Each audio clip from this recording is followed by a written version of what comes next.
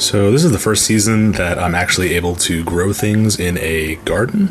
We moved in last year in late summer, so I didn't have a chance to really start planting at that point. But early this year, I planted some onions and garlic, and I am now overrun with scallions and garlic scapes. Every time you trim them, they'll just keep growing, so it's kind of an endless supply of scallions. So it got me thinking about scallion pancakes, of which I'll be making 3 varieties. Korean-style Pajeon, or more specifically Haemul Pajeon, which has seafood in it. Chinese-style Cong You Bing, which is sort of a laminated spiral of dough with scallions nestled inside. Very flaky, very crispy, nice sort of street food snack. And then Taiwanese-style Dan Bing, which are more of like a rolled omelet with scallions in the batter and any sort of filling that you want, which makes it a really good on-the-go breakfast sort of thing. So I'm going to start with the Cong You Bing because it'll take the longest. So to get started, I've got a cup or about 120 grams of flour in a bowl. And I'm going to gradually add in 80 mils or a third cup of hot water while constantly stirring with some chopsticks. You want to make what's described as snowflakes, so I guess little clumps of dough, so that the water is evenly distributed. And once it looks pretty even, we're going to add in 35 mils of cold water. I guess it's meant to cool things down so it's easier to handle, but that might make more sense if we were dealing with a larger batch of dough. I'm only making 3 here, so it was probably not necessary. I went ahead and kneaded that on a dusted work surface.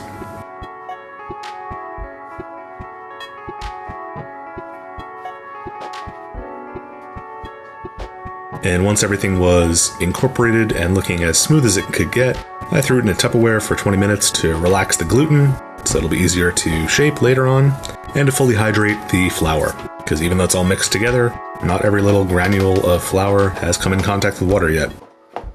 While we're waiting for that to relax, I'm going to work on the Dan Bing batter. So into another bowl, I will add 75 grams of all-purpose flour, along with 5 grams of cornstarch. You could also use tapioca starch or potato starch, a pinch of salt, a whole egg, and about 150 milliliters of water.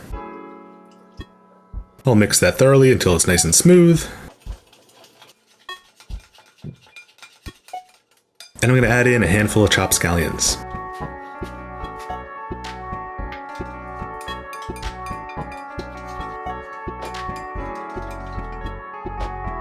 Once the Cong You Bing dough has rested, I'm going to roll it into a log and cut it into 3 equal pieces. Then I'll roll each one of those out as thin as possible, probably 0.5 millimeter thick. We don't want this to be exceptionally doughy. We want this to be kind of like a phyllo dough. So keep rolling until it's probably 40 centimeters across. Next, I'll drizzle it with some olive oil. Spread that out. Sprinkle on some salt, as much or as little as you want here. It's really to taste. And my partner told me that she likes it to be so salty she needs a drink of water, but I thought they were totally fine, so you do you. Now we'll scatter what seems like way too many chopped scallions on top.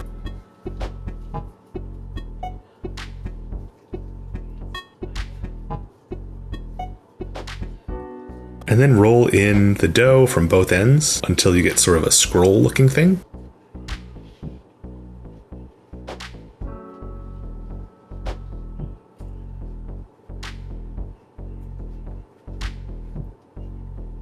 Then fold up one end until you get sort of a snail, spiral, cinnamon roll kind of look.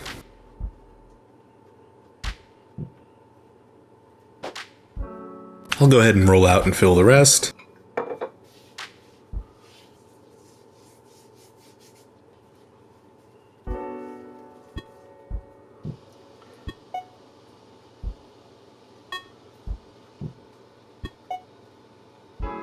And the last one did not have that many scallions in it, but that is okay. It'll just be less scallion-y.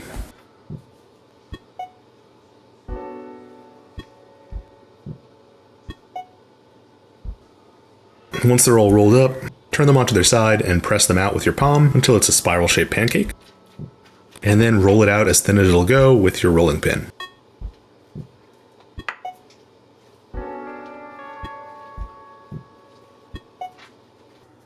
And I'm going to fill a skillet over high heat with some oil.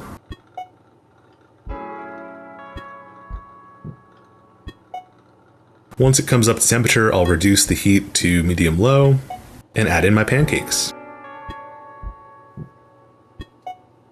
Now, if you keep it on high heat, it'll be really easy to burn and the inside won't get cooked all the way through. So keep the heat pretty low, cook it until it looks lightly golden on one side, flip it over, cook it on the other side. And I kept flipping over and over again until I got the color that I wanted. The benefit of frying these slow and low is that the inside has plenty of time to cook. You really don't want a doughy interior for this.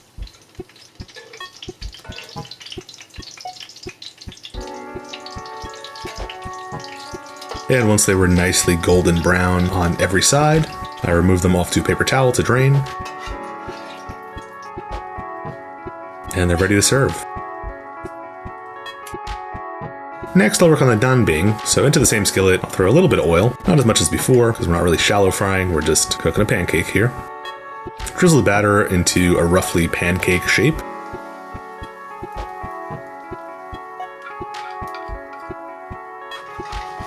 Once the edges start to solidify and change color, I'll flip it over.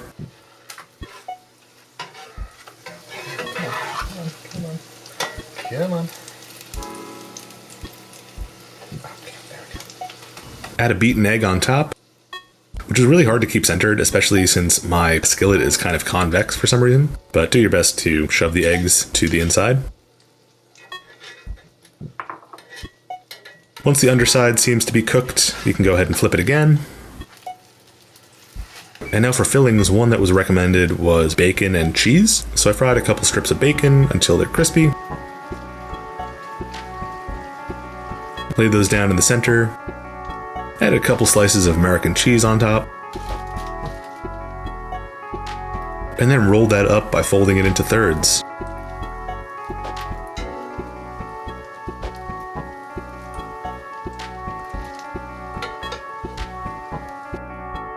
Remove that off to the side and cut it into 5 pieces.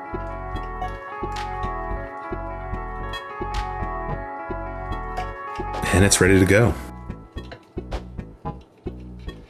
Alright, finally for the Pajeon. All the recipes I sourced my info from called for pancake flour, which actually Google Translate mistranslated as breadcrumbs, which confused me a bit at first until I just pasted the Korean word into Google image search and found an actual Korean pancake mix.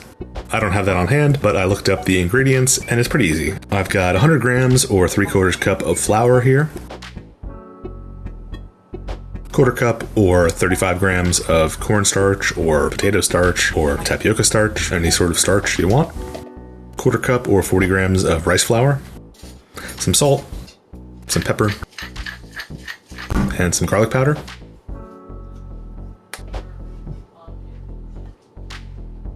Now I need 1/2 cup of that for about 2 pancakes. Then I'm going to add in 1/2 cup of tempura mix, or jjimgaru. And what surprised me is, looking at the ingredients for this, the only real difference is the addition of baking powder here. So really you could probably go with all jjimgaru, or you could just add a 1/2 teaspoon of baking powder to your pancake mix. I'll add a teaspoon of sugar, a teaspoon of salt. Now, since this is Pajeon, there's going to be some seafood. Usually you'd use squid or shrimp. I'm using these frozen scallops that I've had in the freezer for a while. Instead of using water in the batter, these recipes call to use poaching liquid from the seafood. So after thawing these out, I'm going to pour that water into a saucepan, bring it up to a simmer, add in the scallops for about 30 seconds. Remove them off to the side. And cool that liquid down, ideally in some ice, that way it's extra cold. I added in 1/2 cup or 250 milliliters of that water. And then remembered that my measuring cups are American cups, so that's 236 milliliters. So I just went in with another couple tablespoons of the pancake mix, so I got generally the right consistency. You want it to look like pancake batter, basically. To that, I'm going to add in the stalks of some scallions that I've basically cut in half. Traditionally, you put them in kind of long for these pancakes rather than chopped up finely. That's just the way it is. If you want it to look the part, then this is how you do it. Mix those scallions in so they get coated in the batter, and then I'm going to throw the scallops in there as well so they get some batter on them and stick to the pancake a little better. Alright, to cook these, it's the same process as before. We'll throw some oil in a pan over medium-high heat. When it comes up to temperature, we're going to throw in the scallions first to form sort of a base, and spread them out to roughly the shape that you want. It's kind of hard to do because it's a loose batter and it kind of wants to spread everywhere. But once those are down, put down the scallops, as well as some thinly sliced Chungyang chilies. You can use jalapenos as well.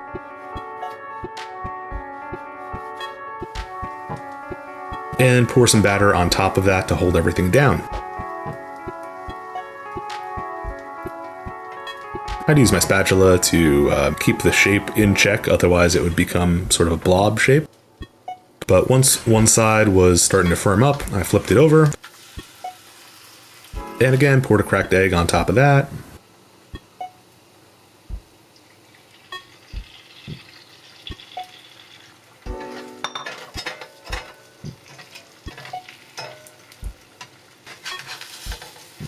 Flipped it over so the egg cooked. Filled in some of the holes with some extra batter.